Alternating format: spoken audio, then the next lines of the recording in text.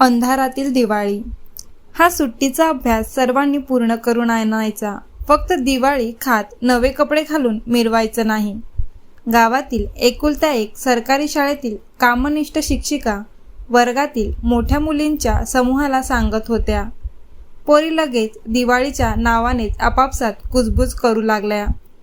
पण अनुजा मात्र अभ्यास काय आहे, कसा करायचा इतकं बघून शांत बसून होती. लगेच गेल्या दिवाळीत आवाज कमी करा, काय बाजार भरवलाय, शिक्षिकेच्या आवाजाने वर्ग शांत झाला. आणि बरं का, सर्वांनी दिवाळीनंतरच्या पहिल्या बुधवारी आपापले दिवाळीचे नवे ड्रेस घालून यायचे आहेत. यानंतर मात्र पोरी कल्ला करत घराच्या दिशेने धूम ठोकल्या. अनुजाला मात्र इतकं लांब अंतर पायी कापून घरी पोचण्याची धडपड. घरी जात असताना दिवाळीसाठी सज्ज दुकाने तसंच खरेदीसाठी लोकांची झुंबड दिसत होती. रंगीबेरंगी रांगोळ्यांचा ढीग, बाजूलाच वेगवेगळ्या आकाराच्या नक्षी असलेल्या रंग केलेल्या पंटी अनुजाचं लक्ष वेधून घेत होत्या. मध्येच कुठून तरी कपड्याच्या दुकानातून किमतीवर घासाघीस ऐकू येत होती. इकडे मात्र तिने जाणीवपूर्वक नजर जाऊ दिली नाही. वेगवेगळे आकाशकंदील वाऱ्यावर झुलत घरांची वाट पाहत होते, तर विविध फराळाच्या पदार्थ विक्रीही जोरदार सुरू होती. दिवाळीत इतकं सगळं करतात का? आपण तर कधीच करत नाही इतकं, अनुजा आईला विचारत होती. आई बिचारी सगळं माहीत असूनही अनुजाला कसं बसं समजावायला बघत होती. हो करतात ना, रोज पणत्या लावतात, मोठमोठ्या रंगीत रांगोळ्या काढतात, आकाशकंदील लावतात, जो दिवाळी संपल्यानंतरही महिनाभर राहतो. फराळ बनवतात, एकमेकाला देतात, नवे कपडे वस्तू खरेदी करतात. छोटी अनुजा अचंबित होऊन आईकडे बघत होती. आई शाळेत बुधवारी नवा ड्रेस घालून यायला सांगितलंय, निरागसपणे अनुजा सांगत होती. जशी आई बाजारात घेऊन आली तशी अनुजा आणि तिचे मोठे बहीण भाऊ धावत जाऊन पिशवी गुंडाळू लागले. पण दिवाळीच्या तयारीचं त्यात काही नव्हतं. कांदे, बटाटे, टॅमॅटो असलंच दैनंदिन सामान बघून तिघेही हिरमुसले. कारण त्यात दिवाळीची तयारी म्हणून फक्त उटणे आणले होते. आपापसाच्या ओळखीच्या बाया आईला सांगताना अनुजा ऐकत होती. करंज्या झाल्या बनवून, लाडू झाले, आता बाकीचं बनवायचंय. कढीपत्ता द्या ना, चिवडा बनवणार आहे. तुमचं कुठवर आलंय, काय काय बनवलंय? आईला त्यांच्या बोलण्यातली खोच समजायची. आमचं पण झालंय बनवून, असं सांगून मोकळी व्हायची. आई, आपण तर काहीच नाही बनवलं, मग तू तर सगळं केलं म्हणून सांगितलं, असं का? कधी करायचं आपण? लेका, तुझ्या बाबांना काम नाही, मग पैसे नाहीत, कुठून आणणार सगळं आणि कुठून बनवणार? रोजचा दिवस कसा घालवायचा तेच समजत नाहीये. कोण बघायला तरी येत नाही. आपला त्रास आपल्यालाच माहीत. अनुजाला आज खरी गोष्ट समजली होती. पण तिच्या मोठ्या बहिणीला आधीपासूनच माहीत होती. ती मातीपासून पणत्या बनवण्यात गुंग झाली होती. पण प्रत्येक पंती सुकल्यानंतर पेटण्याआधीच मोडून जायची आणि त्यातलं तेलही वाया जायचं. मग परत त्यावर आईचा ओरडा असायचा. अनुजाला मात्र दिवाळी साजरं करायचीच होती. कोणाला काही न विचारता न सांगता ती कामाला लागली. तसा अजून थोडा वेळ तिच्याकडे होता. घर रंगवण्यासाठी आणलेला शेडू, जुने फाटलेले जॅकेटमधील नायलॉनचे धागे, चाळण, पाणी असं सगळं घेऊन तिने भराभर वेगवेगळ्या आकार प्रकारच्या पणत्या बनवून त्या सुकण्यासाठी ठेवून दिल्या. मग तिने घरातील विविध उपलब्ध असणारे रंग घेऊन ती रंगीत रांगोळ्या बनवल्या. अगदी उपेक्षित कोळसा विटेलाही तिने वरवंट्याने बारीक करून इतर रंगांसोबत जागा दिली. सुकलेल्या पणत्यांना मग तिने तिच्याकडील पेंटिंगच्या रंगाने सजवले. घरातील जे काही सामान असेल त्यानुसार तिघांनी मिळून कसाबसा कंदील बनवला. पोरांचं कौतुक बघण्यावाचून आई बाबा काही करू शकत नव्हते. दिवाळीचा पहिला दिवस अजून उजाडायचा होता. कडकडून थंडी पडली होती.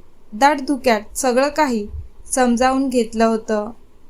आदल्या दिवशी अनुजाने शेणाचे जमीन सारवून मोठा सडा बनवून ठेवला होता.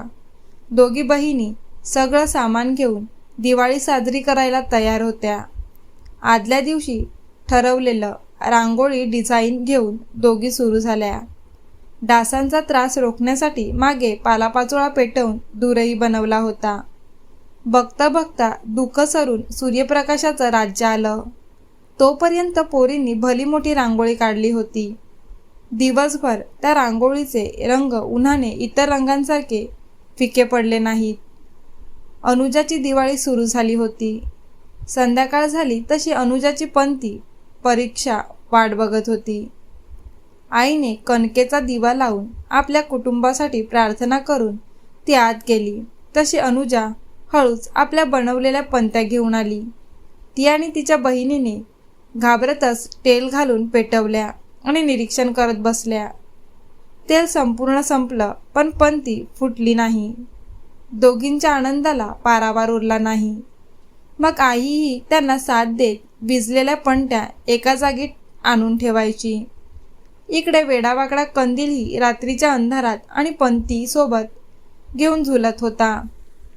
अनुजाची दिवाळी साजरी करण्याची इच्छा जणू सर्वांनी पूर्ण करण्याचं ठरवलं होतं. आजच्या दिवसाचा तिचा आनंद इतका मोठा होता की फराळाच्या पदार्थांची उणीव तिला जाणवली देखील नाही.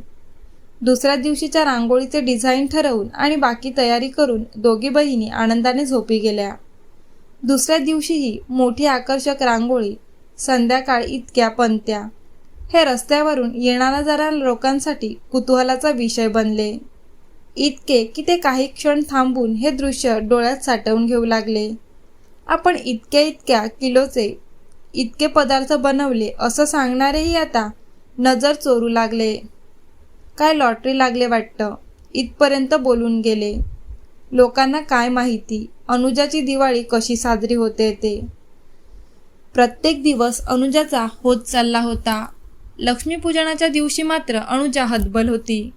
नवे कपडे नव्हते कुणाकडेही आणि यातही काहीही करू शकत नव्हती.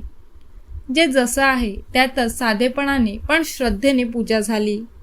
अगदी नैवेद्यासाठीही गोडधोड बनवणं शक्य नसल्याने रोजचे जेवणच नैवेद्य बनले होते. पाडवा, घरच्या भाकड असलेल्या जनावरांचं औक्षण केलं.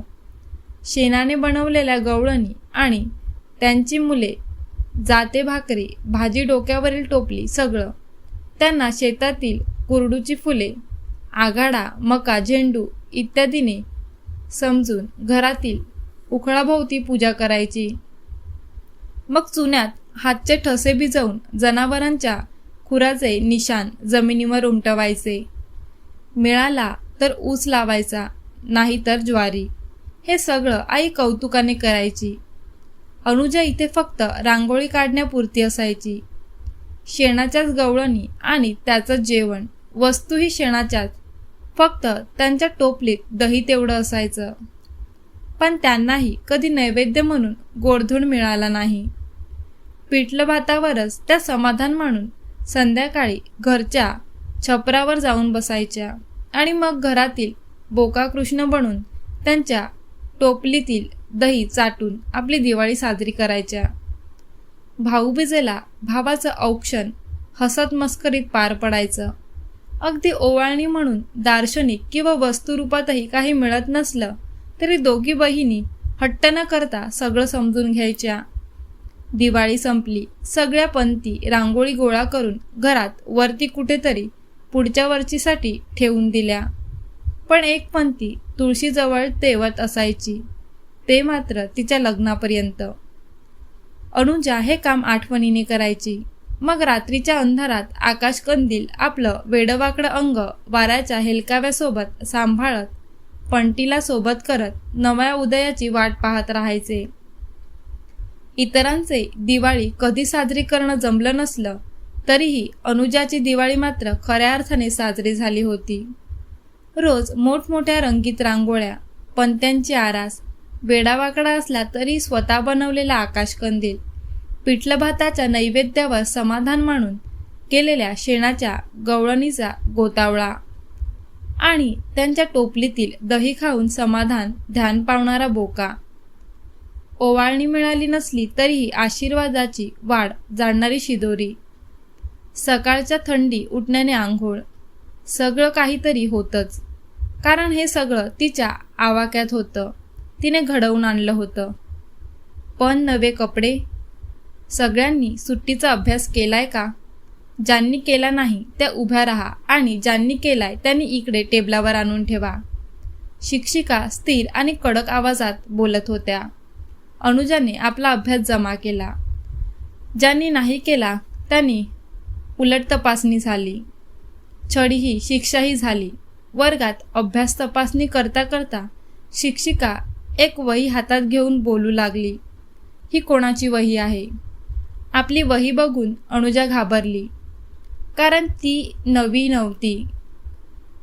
चट्टे सुट्टे ताव एकत्र करून त्यावर जुन्या वहीचा पुठ्ठा लावून काहीही ओबडधोबड वही बनवली होती. माझी आहे, अनुजा उभी राहत घाबरत बोलली. मध्येच असं नवी वही घेणं तिला परवडणारं नव्हतं. अनुजाला समोर बोलवत शिक्षिकेने तिची वही सर्वांसमोर उघडून पूर्ण वर्गाला दाखवायला सुरुवात केली. बघा, किती सुंदर पद्धतीने अभ्यास केला आहे. पूर्ण तर आहेच, पण व्यवस्थित सुटसुटीत पण आहे. हस्ताक्षरही सुंदर काढले आहे. शिवाय जुन्या वस्तू वापरून ही वही बनवली आहे. तुम्हाला यातून शिकलं पाहिजे. अनुजाला अशी अकल्पित शाबासकी तिच्या दिवाळीच्या आनंदाला द्विगुणित करून गेली. कदाचित तिच्या दिवाळी साजरी करण्याच्या कल्पनेलाही ती शाबासकी होती असं तिला वाटलं. मी हा ड्रेस घेतलाय, मी मुंबईवरून घेतलाय, मी अमुक अमुक दुकानातून घेतलाय, खूप छान आहे. पोरी त्यातच हरवल्या होत्या, कारण उद्या बुधवार होता. उद्याचा दिवस येऊच नये, शाळेला सुट्टी असावी, काहीतरी घडू देत, पण मला शाळेत जावं लागू नये. अनुजा एकटीच बसून मनात बोलत होती. जेवायला चल. आईच्या या रोजच्या हाकेने ती भानावर आली. आई, मला जेवायचं नाही, उद्या शाळेत पण जायचं नाही. का ग, काय झालं? आज शाळेत तुझं कौतुक झालंय? आई, उद्या बुधवार आहे आणि माझ्याकडे दरवर्षीसारखा नवा ड्रेस नाही. सगळ्या मुली नवे कपडे घालून येतात, मला चिडवतात, हिणवतात. खूप वाईट वाटतं आणि असं वाटतं की बुधवार कधी येऊच नये. चेहऱ्यावर नाराजी आणि रडू दोन्ही दिसत होते. असं नाही करायचं. नवीन नाही, पण फाटके तर नाही येत ना कपडे. कित्येक लोकांना तेही मिळत नाहीत. आपण इतके श्रीमंत नाही की सगळ्यांना दरवर्षी नवे कपडे घेऊ शकू. आईला सगळं माहीत होतं, पण तरी ती बिचारी काय करणार. जीवावर आल्यासारखं ती शाळेत गेली आणि नेहमीसारखं तेच चिडवणं सुरू झालं. तू नाही घेतला ड्रेस म्हणून बऱ्याच मुली नवीन ड्रेसच्या तोऱ्यात होत्या. मुलींचं वय जास्त नसलं तरी गल्लीतल्या राजकारणात वाढलेल्या होत्या आणि अनुजा आश्रमात वाढलेल्या शिष्यासारखी निष्पाप निरागस होती. तिचा ड्रेस किती छान आहे ना, असं उगाचच अनुजाला चिडवण्यासाठी तिला येऊन विचारायच्या. अशा वेळी अनुजाचं राग आणि दुःख यांच्यात द्वंद्वात खूप घुसमट व्हायची. मग एकदा असह्य होऊन परिस्थितीचे वारंवार फटके खात असलेल्या अनुजाचे व्यवहार ज्ञान काही कमी नव्हते आणि ती बोलून गेली. पैसे दिले की मिळतात छान कपडे. त्यात तिने काय केलंय ड्रेस छान असायला? सगळ्या मुली क्षणात तेथून पांगल्या. पण या सगळ्याचं दुःखही वाटत होतंच, पण रागही आला होता आणि पुढेही असंच घडत राहिलं. का असं आपल्या बाबतीत? का एखाद्या वेळी आपण कधी नवे कपडे घेऊ शकत नाही? नेहमी इतरांनी वापरून टाकून दिलेले कपडेच आपली वेळ आणि परिस्थिती सांभाळून नेतात. नवीन कपडे खरंच इतके महाग असतात का, जे आपल्याला कधीच घेणं शक्य होत नाही? हे उत्तर न सापडणारे अनुजाचे प्रश्न होते. शाळेतील प्रत्येक बुधवार असाच तिला त्रास देऊन जायचा. कॉलेजची वर्ष संपली तरीही नव्या कपड्यांचा सुवासित अजून अनुजाला माहीत नव्हता. हे सगळं तिचा पिछा सोडत नव्हतं जोपर्यंत ती स्वतः कमावू नाही लागली. अनुजा मागच्या काही वर्षाप्रमाणे यंदाही काहीशी विचारात होती. की कुणासाठी काय घ्यावं. शेवटी सर्वांसाठी नवे कपडे घ्यायचे ठरवलं, कारण या इतकी अमूल्य खरेदी दुसऱ्या कशाची असू शकेल असं तिला वाटलं नाही. आणि तिच्या चेहऱ्यावर आनंदाचं हसू पसरलं, कारण काही दिवसांवर दिवाळी आली होती आणि ती त्याचं निमित्त साधून घरी सर्वांना भेटायला जाणार होती. पण नवे कपडे आणि दिवाळी हा विषय निघाला तशी ती नकळत तिच्या चेहऱ्यावरच हसून जाऊन निराकार भाव आले आणि ती बालपणीच्या काळात पोचली होती. आईच्या फोन कॉलने ती भानावर आली. दिवाळी तर ती घरच्यांसाठी नवे कपडे घेऊ लागलीच, पण वर्षभरही काही ना काही निमित्ताने नवे कपडे खरेदी करण्याचं चक्र चालू ठेवलं. कदाचित ती आता परिस्थितीवर सूड उगवत होती.